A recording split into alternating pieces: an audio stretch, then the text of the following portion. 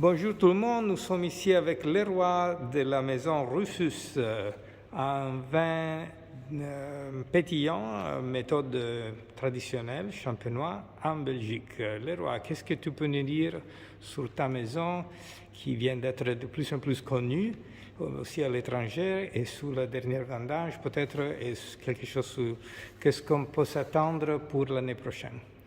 Donc, au Rufus, on fête nos 20 ans cette année. Donc d'un point de vue terroir, on va se retrouver sur un terroir calcaire un petit peu comme en Champagne. Dans la dégustation, vous verrez sur nos blancs, la particularité c'est que on va dire notre cuvée basique c'est un blanc de blanc, donc un 100% chardonnay.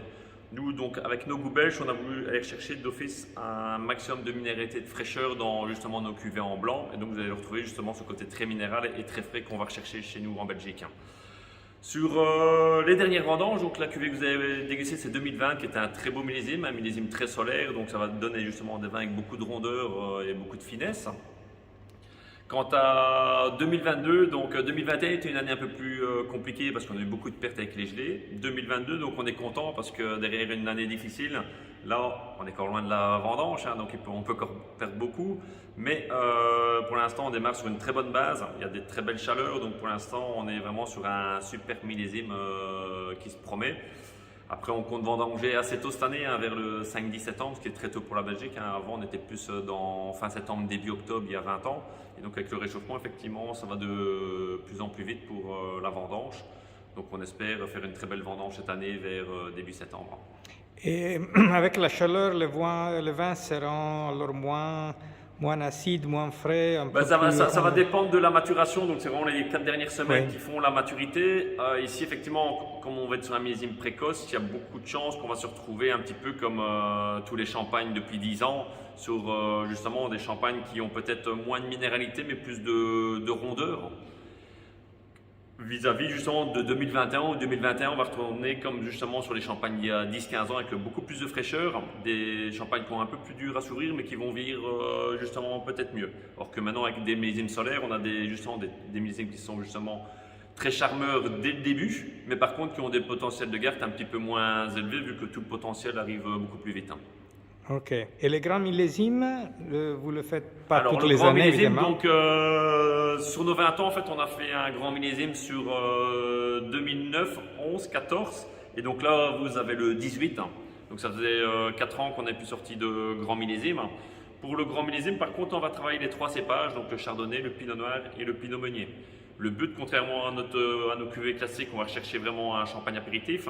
Sur notre grand millésime, on va chercher quelque chose qui a plus de rondeur, de vinosité, qui sera peut-être moins intéressant à un apéritif où on cherche un maximum de fraîcheur, mais qui aura plus de complexité pour un début de repas, Et donc là, on travaille les 3 cépages, il y a un passage en barrique et on va faire vieillir les vins pendant 4 ans en cave. Donc dans tout le process, on va chercher quelque chose qui a beaucoup plus de complexité et de rondeur, mais on va perdre sur la minéralité par rapport à nos cuvées classiques. Ok. Et parfois, vous faites une bouteille qui s'appelle Dragone. La Dragone, en fait, c'est notre grand millésime. Ça, c'est le grand millésime. Et en fait, les 3 premiers grands millésimes étaient dessinés par Franco Dragone. Okay. Ici, maintenant, on a voulu mettre justement plus en avant Rufus.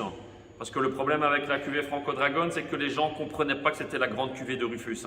Oui. Ils pensaient que c'était une cuvée qu'on avait élaborée même avec du champagne ou autre pour Franco Dragone, mais ils ne comprenaient pas directement que c'était la grande cuvée de Rufus. Donc ici, c'est exactement la même élaboration que le Franco Dragone qu'on avait fait en 14, en 11 et en 9. C'est le même process, sauf que là, le design et le marketing a été refait autour de Rufus. Et le nom Rufus vient d'où? Donc Rufus, en fait, c'était le seigneur qui régnait sur les terres ici au XIIe siècle. Ok. Alors c'est un nom historique maintenant. C'était le premier seigneur de toute la région ici.